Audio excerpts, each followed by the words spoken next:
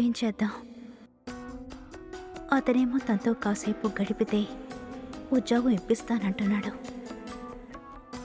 కానీ అలా చేసి ఉద్యోగం వస్తే అది మంచి పద్ధతి కాదు కదా.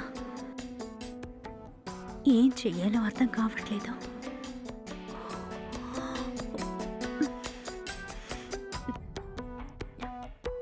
సార్, మీ మీద ఉన్న నమ్మకంతో మీరు చెప్పిన దానికి ఒప్పుకున్నాను. దయచేసి నాకు ఎలాగైనా నాకు ఈ ఉద్యోగాన్ని ఇప్పించండి సార్. నన్ను మోసమైతే మాత్రం చేయకండి.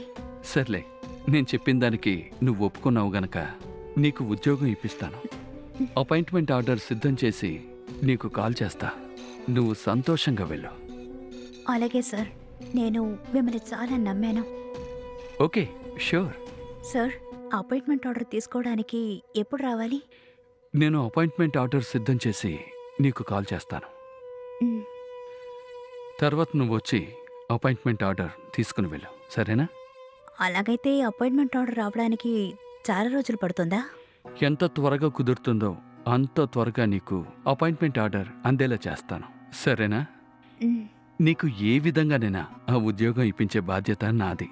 నువ్వు ఎటువంటి ఆలోచనలో పెట్టుకోకుండా ప్రశాంతంగా ఉండు. నీకు ఖచ్చితంగా అపాయింట్మెంట్ ఆర్డర్ త్వరలోనే వస్తుంది. సరే సార్, నేను వెళ్తాను. మ్.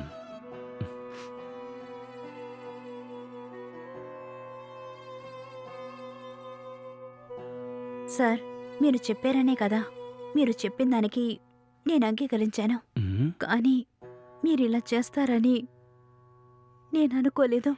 అవునే, మనిద్దరం కలిసిన వీడియో బయటికి రాకుండా ఉండాలి అంటే నేను పిలిచినప్పుడల్లా నా దగ్గరికి నువ్వు రావాలి.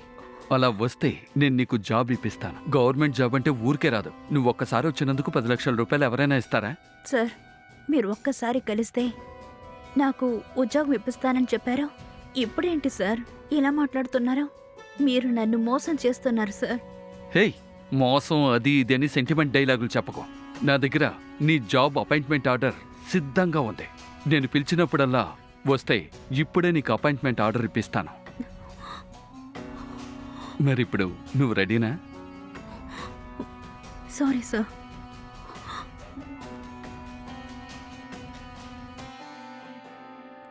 ఏంటి, నన్ను వెంటనే రమ్మని చెప్పి నువ్వేమీ మాట్లాడకుండా కూర్చున్నావేంటి? నన్నెందుకు రమ్మన్నావు? ఏయ్, నువ్వెందుకే ఏడుస్తున్నావు? నేనేమి అనలేదు కదా. నన్ను పిలిచి నువ్వేమి చెప్పకుండా ఉన్నావేమని అన్నాను. నేనేమి తప్పుగా అనలేదు కదా. నేను మోసపోయానే. ఏయ్, ఏమైందే? నాకు తెలిసిన ఒక వ్యక్తి ప్రభుత్వం ఉద్యోగం ఇప్పిస్తారని చెప్పాడు. నెలకి 50,000 జీతం వస్తుందని కూడా చెప్పాడు. ఆగు, ముందేంటో చెప్పి ఆ తర్వాత ఏడు. లేదా ముందేడ్చేసేయి, తర్వాత చెప్పు.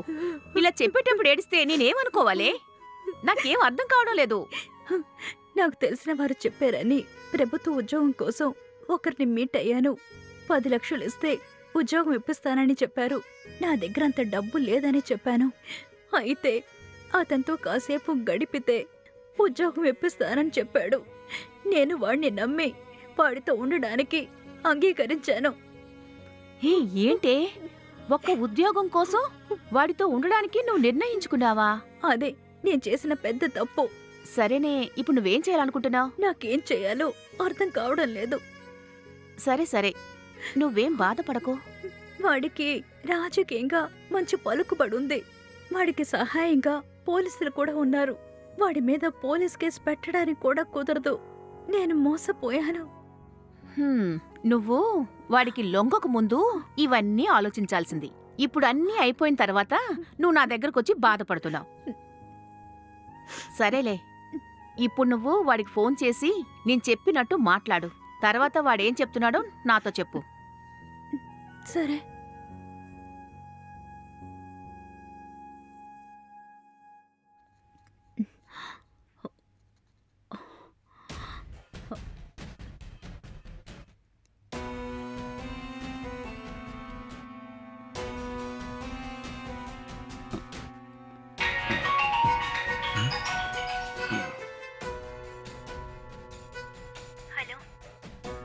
రేఖ, చెప్పు రేఖ.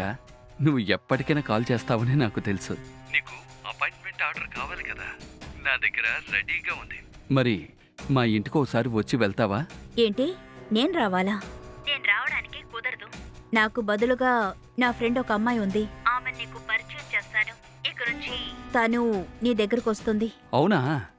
సరే, నాకు ఎవ్వరొచ్చినా ఓకే.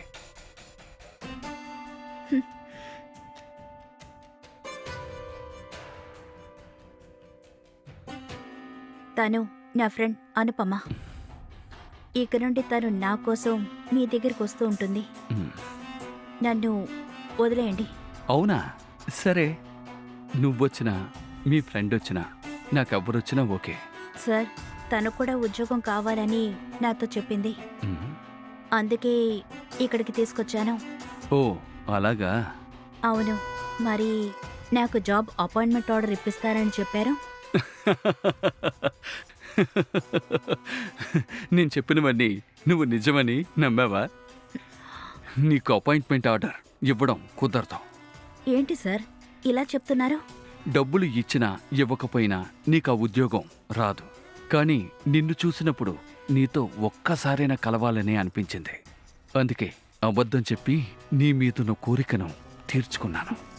ఇది నిజమని నమ్మిన నువ్వు నాతో కొన్ని రోజులు ఉన్నావు. ఇప్పుడు నీకు జాబు లేదు, ఏమీ లేదు. సార్, ఎందుకు సార్ ఇలా చేశారు? హలో, ఏంటంటే మీరు ఉద్యోగం ఇస్తారని మీ దగ్గరకొస్తే ఈ అమ్మాయిని నాశనం చేశారు. కొంచెం కూడా కనికరం అనేది లేదా? అసలు మీరు చేస్తున్నది మంచి పద్ధతే కాదు. మీరు చాలా పెద్ద తప్పు చేశారు. ఇది మాత్రమే కాకుండా ఈ అమ్మాయి నీతో కలిసిన వీడియోలు కూడా రికార్డ్ చేశావు. ఆ తర్వాత ఆ వీడియోస్ ని ఇంటర్నెట్ లో అప్లోడ్ చేస్తానని బెదిరిస్తున్నావు. అవును, మేమిద్దరం కలిసిన వీడియో ఉంది. ఒకవేళ నేను పిలిచినప్పుడు తను రాకపోతే నేను ఇంటర్నెట్లో ఖచ్చితంగా పెడతానే. తను చెప్పినట్టు ఆమెకు బదులుగా నువ్వు వచ్చావంటే నేను ఆ వీడియోని ఇంటర్నెట్లో పెట్టను. లేదంటే గనక ఆ వీడియోని ఇంటర్నెట్లో ఖచ్చితంగా పెడతాను. ఇప్పుడు ఆ వీడియో నీ దగ్గరే ఉందా?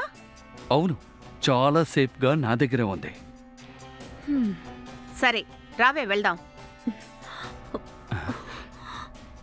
ఏయ్, ఏంటే మీరిద్దరూ వచ్చారు, నాతో ఇంతసేపు మాట్లాడారు, నేను అడిగిన దానికి సమాధానం చెప్పకుండా వెళ్తున్నారు. అసలు మీరు నా గురించి ఏమనుకుంటున్నారు? నేనొక ప్రెస్ రిపోర్టర్ని. రేఖ నా ఫ్రెండ్. నీ కారణంగా తను చాలా బాధపడుతోంది. కానీ నువ్విలా మోసం చేస్తున్నావని రేఖ దగ్గర ఎలాంటి ప్రూఫు లేదు. అందుకే నేను తనతో పాటే వచ్చాను. ఇప్పుడు నా దగ్గర ఆధారాలున్నాయి. ఏంటి? అవును, ఇప్పుడు నువ్వు మాట్లాడిందంతా ఈ పెన్లో ఉన్న హిడెన్ కెమెరాలో రికార్డ్ అయ్యుంది. నువ్వు రేఖకి జాబ్ ఇప్పిస్తానని చెప్పి మోసం చేశావు. ఇవి మాత్రమే కాకుండా నువ్వు రేఖని లోబర్చుకున్న వీడియో కూడా నీ దగ్గరుంది. మా దగ్గరున్న ఎవిడెన్స్తో నీ మీద కేసు ఫైల్ చేస్తాను. ఆ తర్వాత 5 సంవత్సరాలైనా కూడా నువ్వు బయటికి రావడానికి అస్సలు కుదరదు. ఏ, ఏం మాట్లాడుతున్నావు? నాతో ఆటలాడొద్దు. అవును, నా దగ్గర సరైన ఆధారాలున్నాయి.